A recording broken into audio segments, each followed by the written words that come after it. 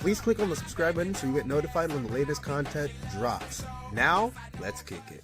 All right, guys, so SummerSlam has concluded, and just like we did on Saturday, I'm going to give you my thoughts on Sunday's matches and where I rank each one.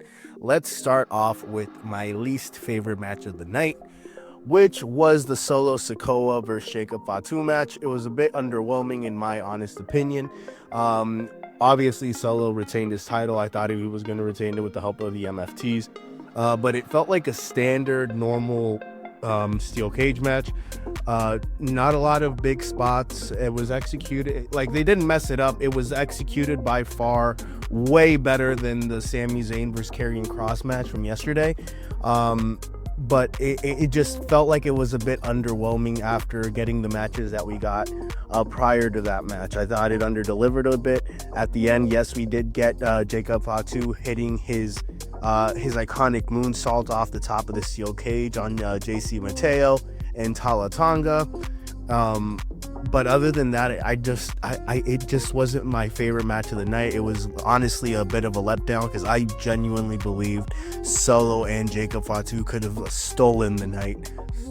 Just had an all-out banger because I personally still see Solo Sikoa as the enforcer for the bloodline when he was there because he was dominant. He was essentially what Jacob Fatu now is. But at the same time, we get to see him play like that heelish character a lot more, where he takes the shortcuts to get the win. I just felt like we didn't get enough of the solo mockery and entertainment aspect that they could have both delivered. Same with Jacob Fatu, even though at the end it was a good conclusion. That's why I ranked that as my least favorite match of the night.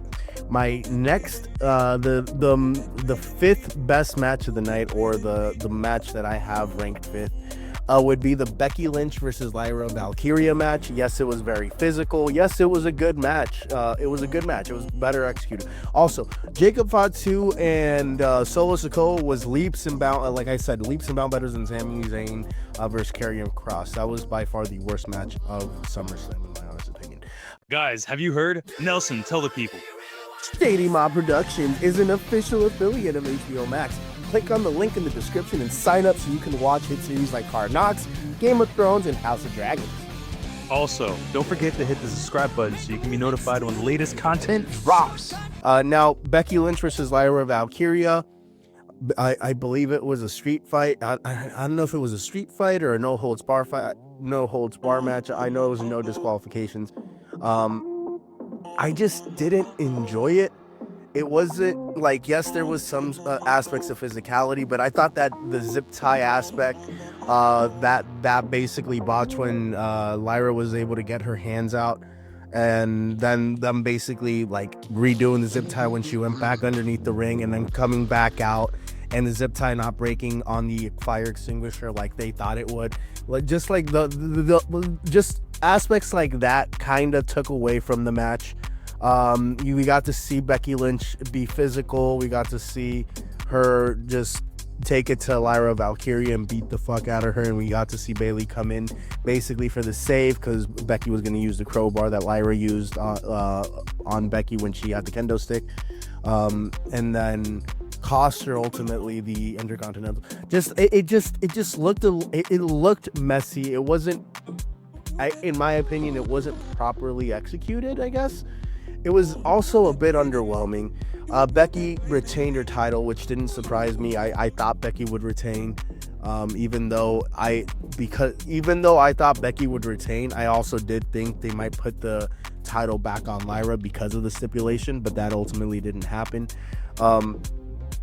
But just those aspects, it felt like it was missing something, and I felt like that match would have been much better executed if it was just a normal, regular, single one-on-one match between Lyra and Becky. I felt like the added stipulation was the reason why it was a bit of a letdown, and part of the reason why I have it ranked above the Solo, and the only reason why I have it ranked, I guess, above the Solo Sikoa versus Jacob Fatu match is because of the length in the events, I guess, that kind of transpired in the match to add to it. But that's why I have it ranked as my fifth favorite match. My fourth favorite match of the night had to be Naomi versus Io Sky versus Rhea Ripley. Honestly, like, this is where it starts getting good, in my honest opinion.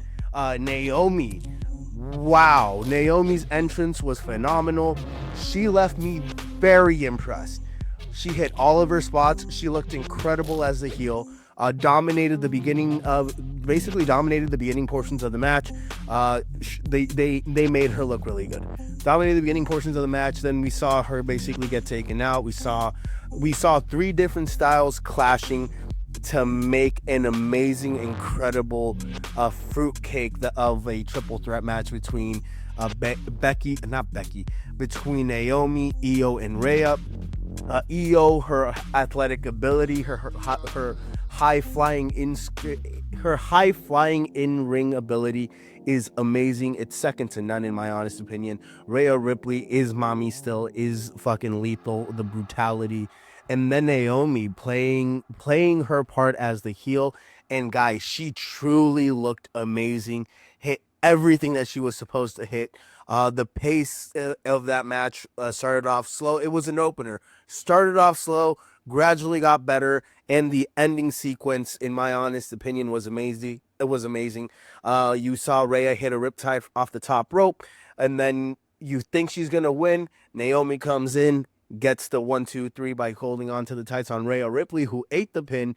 And it was a really fun, really good match, properly executed by all women in there. And the best thing about it was Naomi looked like $1,000,000, and I am now, after seeing that match, fully behind Naomi. Like, I was very hesitant, very reluctant on where she was and if she really deserved and if I really bought into her as a champion. This match here at SummerSlam has made me a believer in her, because in my honest opinion, up until the last two matches of the night, it was the second best match of the night for me. And yeah, hats off to all three ladies. That's the fourth best match of the night. The third best match of the night has to be Dominic Mysterio versus AJ Styles. It could have been honestly the second best match of the night in a lot of respects. It was a love letter to Eddie motherfucking Guerrero. May he rest in peace. I don't know if Chavo is going to be too thrilled with how that match was executed, because they took a lot of Eddie spots, right? The three Guerreros, or not the three Guerreros. What was it? The steel chair spot. Well, actually, in the tag team match, they hit the three amigos. The lowrider coming out, AJ Styles basically wearing an Eddie ring attire, which was incredible. Dominic with the boot spot. Guys, 1,000% a love letter to Eddie Guerrero, and the right wrestler went over. Dominic Mysterio looks incredible. There was a spot where he was out of the ring, and he basically he hits like a 619. He hits a 619 to sweep AJ's leg, and that just looks so smooth. Dominic has come into his own, and he is clearly the future for WWE, and that's how they're basically booking him. I thought they would keep the title on Dominic and then have him go to Triple Mania in Mexico and win the AAA Mega Campeon Championship. I think AJ Styles should now pivot and face Trick Williams and go after the TNA World Championship, because AJ Styles as the TNA World Heavyweight Championship champion makes sense. And no, like, the spots were incredible. The pacing was good. It was a good, technically sound match where both wrestlers looked amazing, and the right wrestler went over in Dominic Mysterio. And I recommend it, if you can, go and check that match out. It was super fucking entertaining. I loved it. The second best match of the night has to be the TLC match. Now, it was a toss-up for me between the TLC match and the main event, but here's why I think the TLC match was the second best match of the night. The spots were incredible. It started off a bit slow, and then it gradually went up, and gradually increased, and by the end of it, we saw carnage. We saw carnage everywhere. Johnny Iquar, Candice LeRae fucking going through a ladder. I thought she fucking died. I swear to God, I thought she died, but she hit the mark on the ladder because where it was designed to break, she broke the right spots. So she was okay, thankfully. But Johnny Gargano and DIY basically just going through a stack of fucking tables. Everybody, that table spot where everybody went through a fucking table, I loved. Axiom hitting, fuck, I forget the move, but off the top rope, to have D'Angelo Dawkins go through. Now, little hint: Montez Ford and D'Angelo Dawkins are both walked away in separate directions in the WWE post conference. So, or in the post show, whatever they were doing. So, also really quickly, the reason I'll give you that in a second, but are they now hinting that the team might split up? Maybe, maybe. Montez Ford, I know by a lot that a lot of people think he can be a single star. He has the ability, but I just think I honestly think the Street Profits should stay together mainly because the singles scene is just way too saturated. You got LA Knight, you got Drew McIntyre, you got Seth Rollins, you got Gunther, you got Jey Uso, who I still think would probably work better with Jimmy. Um, you got Solo, you got Jacob, you got Alistair Black, not to mention like you got lower card like Sheamus. There's a lot of singles competitors right now in the WWE that like aren't even getting properly pushed. Karrion Cross, who a lot of people want to see. So I think Montez Ford and the Street Profits should stick together because I don't even know. I don't know how a push for him would look like, and I don't even think he would find the ultimate success that a lot of people would want Montez Ford to have as a singles competitor.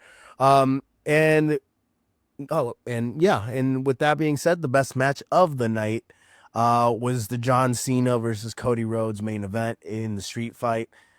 It worked. We got to see babyface John come out. They had John Cena like literally. It started off with Cena's music playing, and it was just like the black, just black with John Cena's name.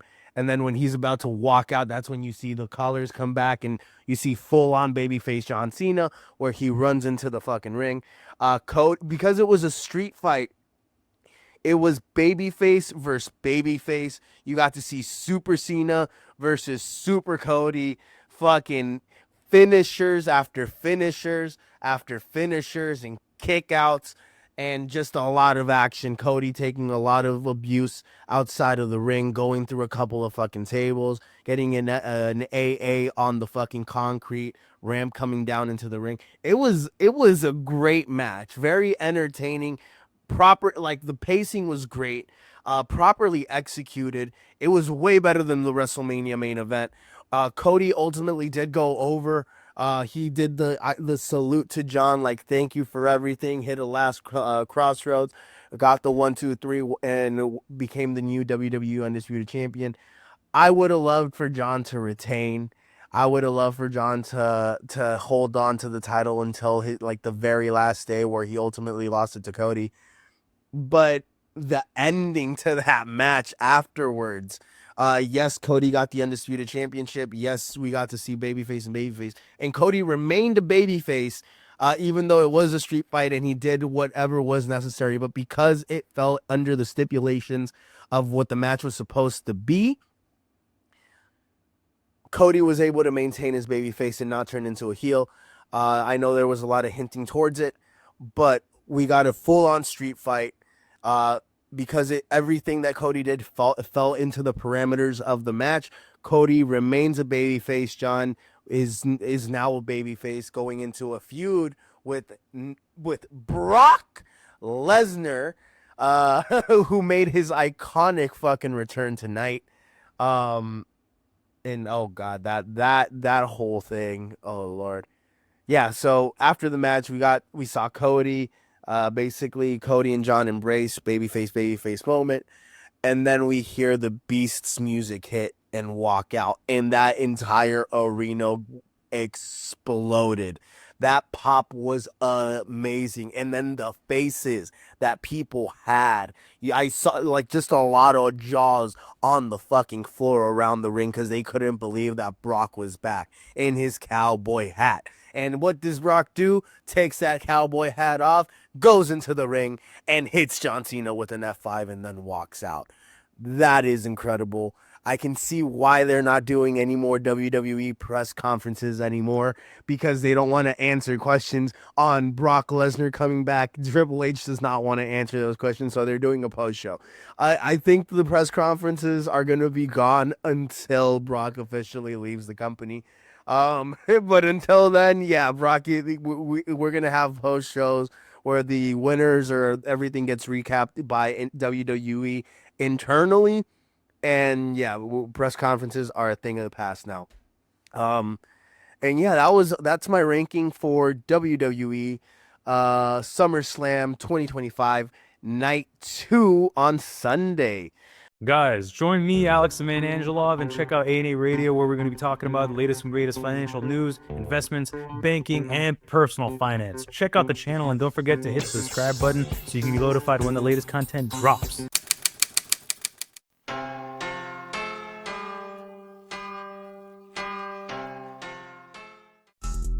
Guys, you're watching a Shady Mob production. Make sure to follow the Shady Mob podcast where we break down all the latest content and talk about life. Please make sure to share, like, comment, and subscribe so you can be notified when the latest content drops.